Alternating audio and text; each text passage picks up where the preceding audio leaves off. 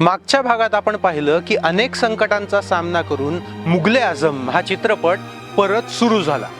पण तुम्हाला हे माहिती आहे का की शूटिंग दरम्यान के आसिफ यांनी पृथ्वीराज कपूर यांना वाळवंटात तापत्या उन्हात अनवाणी चालायला लावलं होतं ते.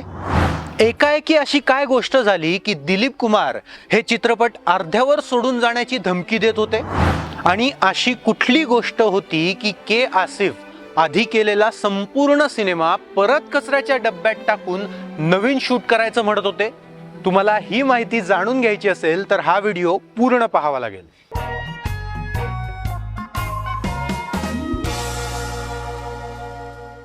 अनेक संकटांचा सामना करून या सिनेमाचं शूट पुन्हा सुरू झालं.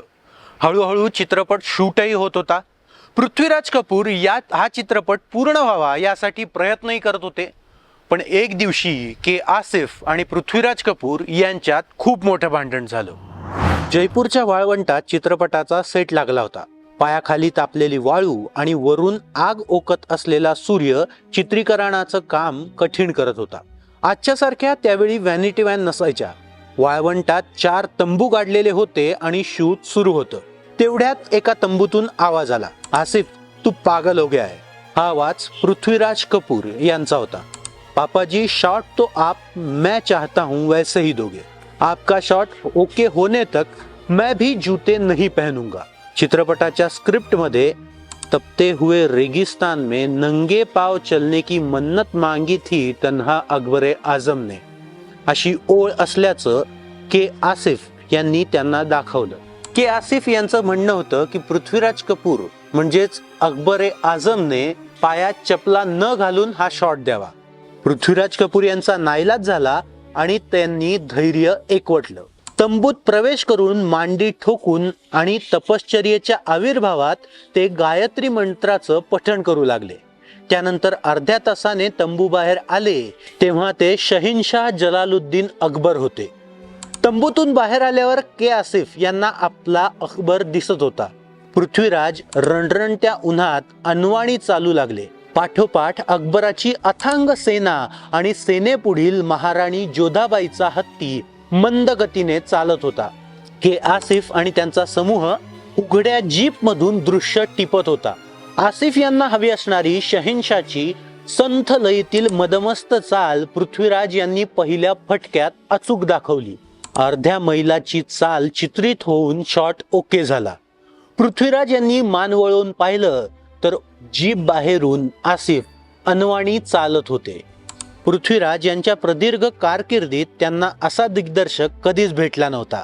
त्यानंतर प्रत्येक संघर्षात पृथ्वीराज आसिफ यांच्या पाठी घट्ट उभे होते.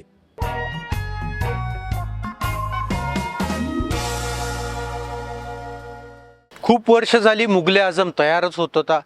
यामध्ये दिलीप कुमार यांचे मधुमती आणि यहुदी हे चित्रपट येऊन गेले सुद्धा. ते सिल्वर जुबली सुद्धा झाले. पण हा चित्रपट मुंगीच्या पावलांनी चालत होता. त्यामुळे एकदा चिडून दिलीप कुमार यांनी के आसिफ यांना चित्रपट सोडून जाण्याची धमकी दिली. नहीं करना मुझे सलीम, छोड़ के जा रहा हूं मैं. दिलीप कुमार यांनी सरळ सरळ धमकी दिली. दिलीप कुमार यांच्या इतर सिनेमांच्या तुलनेत सलीमच्या भूमिकेला कमी भाव मिळत असल्याचंही त्यांचं म्हणणं होतं. आणि चित्रपट पूर्ण व्हायला एवढा वेळ लागतोय ही गोष्ट तर होतीच. के आसिफ यांच्याकडे भूमिका वाढवून देण्याचीही ते मागणी करत होते. पण के आसिफ यांना लिखाणात बदल करायचा नव्हता. उलट त्यावेळी ते त्यांच्यावरच धावून गेले. ते म्हणाले, अरे तू क्या छोड़ देगा इतना अच्छा रोल, इतनी अच्छी फिल्म तू क्या छोड़ देगा, फिर क्यों तू घड़ी घड़ी ड्रामा करता है.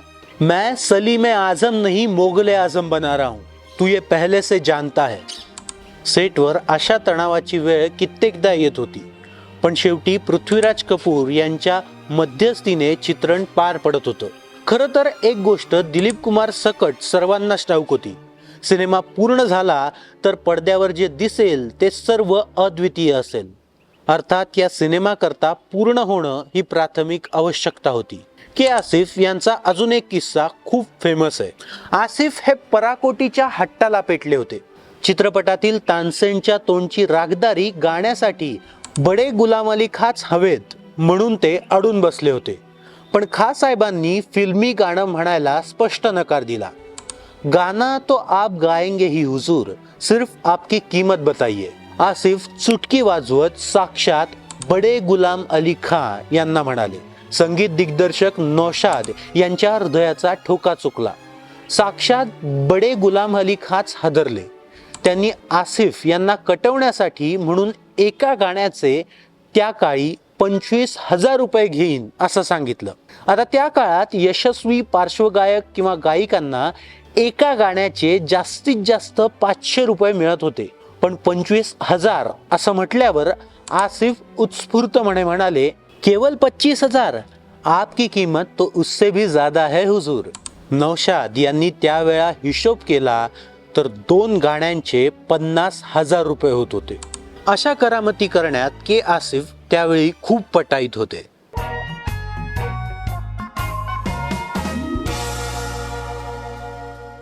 मुगले आझमच्या नशिबात संकटांची मालिकाच लागली होती। चित्रपट अर्ध्याधिक पूर्ण झाला होता आणि अशातच समोर एक मोठं संकट येऊन उभं राहिलं। डॉक्टरांनी मधुबालाच्या हृदयाला छिद्र असल्याची खबर दिली आणि सगळेच हादरले। मधुबाला यांची शक्ती संपली होती। शारीरिकपेक्षा मानसिकदृष्ट्या त्या खूप खालावत चालल्या होत्या। अशाही परिस्थितीत के आसिफ सिनेमा करण्यात व्यस्त होते। सिनेमाच्या स्टोरी मागील गोष्ट या पुस्तकात अभिजित देसाई सांगतात की त्यावेळी मोहब्बत की झूठी कहानी पे रोए या गाण्याचं शूट चाललं होतं। अंगावर जड साखळदंड बाळगत तुरुंगातील प्रसंग त्यांनी काही तक्रार न करता पार पाडले।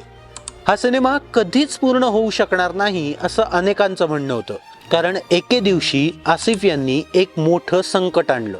ते म्हणाले, सेठ पूरी फिल्म कलर और सिनेमा स्कोप पे शूट करते हैं, मजा आएगा। मात्र यावेळी कोणीच त्यांचं ऐकून घेतलं नाही।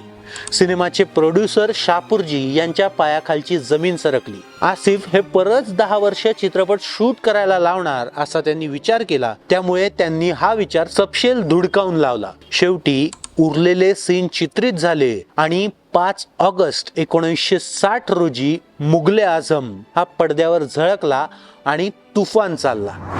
मुगले आझम या चित्रपटाच्या दोन्ही भागांचा प्रवास तुम्हाला कसा वाटला हे आम्हाला कमेंटमध्ये नक्की सांगा। लोकसत्ता ऑनलाईनला लाईक करा, शेअर करा, सबस्क्राईब करा आणि पाहायला विसरू नका गोष्ट पडद्यामागची।